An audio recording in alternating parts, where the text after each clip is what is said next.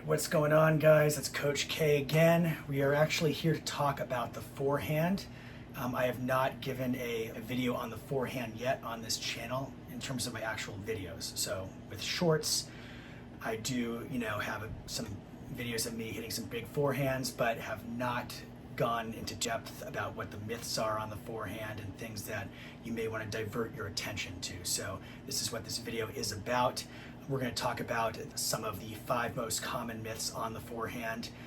I think these tips are very commonly shared and can really derail players from their development in their games and their forehand. So let's go ahead and break these down. For those of you that were curious how big I can hit my forehand, I was planning to clock my forehand this week. However, as I mentioned in my previous video, I injured my calf, running for a ball. So the radar measurements are going to have to take a brief pause for the moment. I know at one point when I was in high school, I got it clocked at 91 miles an hour, but it was the radar coming on top. I don't know how accurate it was. I think I can hit it 95, something like that. I don't want to make any promises, but we'll see if I can prove that at some point. But so starting off at number 5, this is a very common one, is that you must have full extension at contact. This is definitely not true. So if you were to look at some of the best forehands in the world currently on the Pro Tour and in the past on the Pro Tour, there are a lot of great forehands who use a straight arm. There's Alcaraz, there's Nadal, there's Federer, there's a guy named, Parador and Trishapan had a pretty big forehand. Mark Philippoussis had a pretty big forehand. He had a straight arm. But there are so many great forehands that use a bent arm or have used a bent arm. So there's Jannik Sinner, there's Dominic Thiem before his wrist injury, there's Fernando Gonzalez, there's Wawrinka. On the women's side, you've got Sloane Stephens, you got Madison Keys, you got Iga Swiatek. All those players have used a bent arm. So I think there are some people like, Del Potro who are primarily straight. Once in a while you see it bent, but I'd say he's primarily in the straight arm territory too. But the fact of the matter is, you don't want to force this position of getting that full extension at contact, because that's more of a genetic, stylistic element of the forehand. So I would not say you're really losing any speed if you don't have a completely straight arm on your forehand. You have, actually forgot to mention James Blake. He hit an 125 mile per hour forehand with a bent arm. He's beaten Nadal in straight sets on hard court. I'm not saying by any means he's a better player than Nadal, but he's had his days where his forehand's been, phenomenal. He's, basically blew Nadal off the court with his forehand in straight sets at an indoor tournament at one point. Obviously, who else is there? There's Fernando Gonzalez. That guy arguably has the best / fastest forehand of all time. You've got also Robin Soderling, beat Nadal at the French Open, beaten Federer at the French Open, phenomenal player.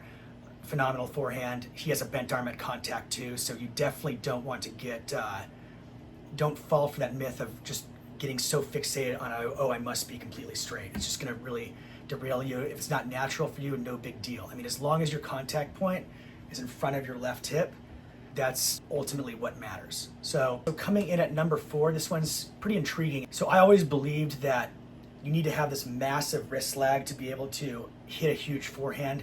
You will see guys, right, like Nadal, Federer, Alcaraz, Sinner, they do have a massive wrist lag, but there are some great forehands that have had or do currently have not much of a wrist lag and can still hit their forehand very well. So, for example, James Blake does not have a massive wrist lag by any means. It's actually almost shocking how little he lags the wrist. You got Tommy Paul. He does not have that much wrist lag. If you look at his forehand, he has that that cobra action on the forehand, that loose wrist at the beginning of a swing. But when you look at the actual wrist lag from a back view, like this, it really does not bend that far back for the most part. I'm sure there's exceptions where you may see it bends back a little bit further at times, but for the most part, it's really not that extreme. You've also got in the past Nikolai Davydenko. He has beaten Federer before, he's beaten Nadal before, 5'10", backcourt player. Clearly his forehand is by no means weak. So in light of those results, I know his backhand is the shot that's more commonly praised, but the forehand was excellent as well. So does not have much wrist lag.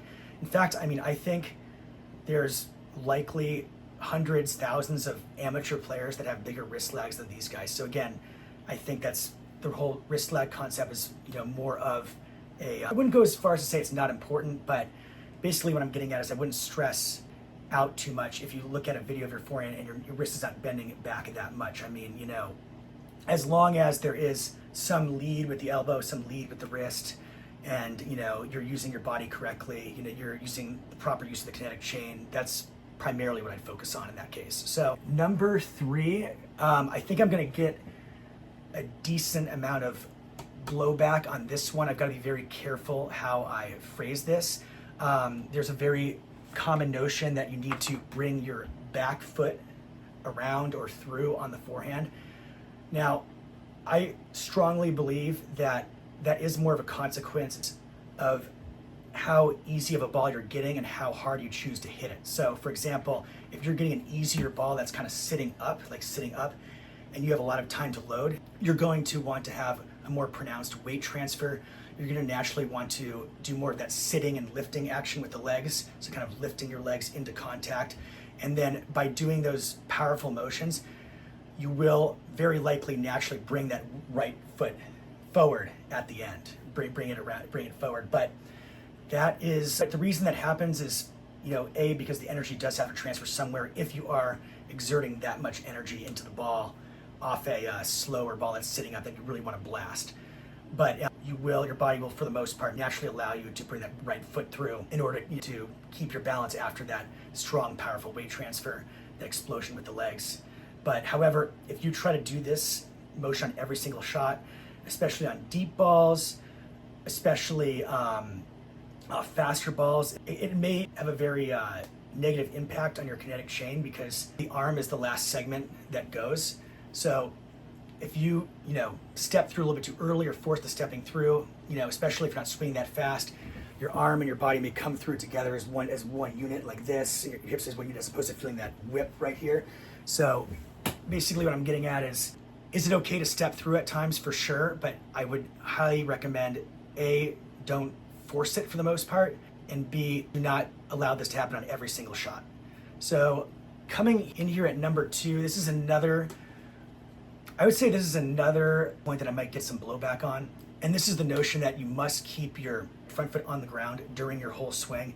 Now, what's interesting about this, I do understand that there are players who lift their left leg off the ground too much, or they lift it too high off the ground, and that can throw off your balance. However, I do strongly believe allowing it to happen on the semi-open stance forehand and on the open stance forehand, it actually can really help your balance, ironically, and it can really help your kinetic chain. If you watch so many pros, when they're hitting open stance and semi-open stance forehands, they allow their left leg to get off the ground. And the big reason for that is if I try to force keeping my left foot on the ground, like on every single forehand, every single open stance forehand, every single semi-open stance forehand, I'll have a tendency to have my weight shift to the left because my body will have trouble keeping my balance to the right. If you watch pretty much all the best forehands, doesn't this move kind of look familiar to you right here? Because it's very important to keep that center of gravity to the right for the most part, especially when you're to the right of the hash mark. Now, I understand if you're moving around, hitting an inside out or an inside in forehand, sometimes that leaning to the left feeling, like getting a little bit more in the left leg on those forehands, especially if you're still trying to make that last second adjustment to get around the ball. You see Federer do that sometimes. In that case, it's okay to lean a little bit to the left, during the hit. But for the most part, if you're on the right side of the hash mark or running to your right, sure, way after the ball's left, you can kind of lean a little bit this way as kind of the very early beginnings of the recovery.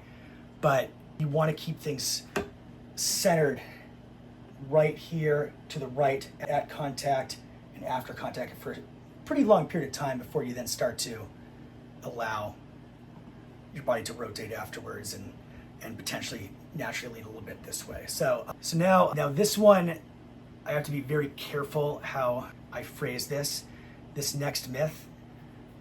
I could get a decent amount of blowback here. Now, this is a very common one.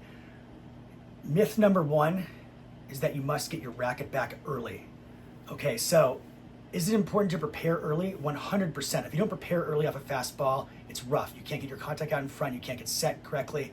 But if you take the tip, bring your racket back early, too literally, if this tip is not explained well, it can really disrupt the continuity of your forehand. Because if I force that racket back early right away, now I have to try to time the rest of the loop, and I may stop, and I'm basically have lost the fluidity of my swing, and it's also very difficult if someone changes the pace. You get some fastballs, you get some slow balls to consistently time the ball. If you bring that racket back early, I would say a better way to describe the early preparation is turn your shoulders right away like this, getting that unit turn right away. Put your hands more to the right like this, and then as the ball is pretty close to bounce, or roughly when it's bounced, and then you can kind of start to hover like this a little bit as the ball is approaching the bounce. And then once you're close to hitting someone close to the ball, then you go into your full loop like this. So that, I think, is a very big misconception on the forehand. So I'm not going to go as far as to say, oh, if a coach says get your racket back early, that's wrong. It's just that you have to take it with a little bit of a grain of salt. I would try to interpret that as, okay, they must mean unit turn right away, or maybe they don't. Maybe they mean the racket back early. In that case, just bring it back like this right away. In that case, that's a mistake. But just take that tip with a grain of salt if it's not explained in detail, because it can really disrupt your forehand. All right, that is all I've got. Hope this video helped. If you like this content, please hit the like and subscribe button on the bottom. Thanks a lot for watching. Hope you're enjoying your holidays, and have a good rest of your day.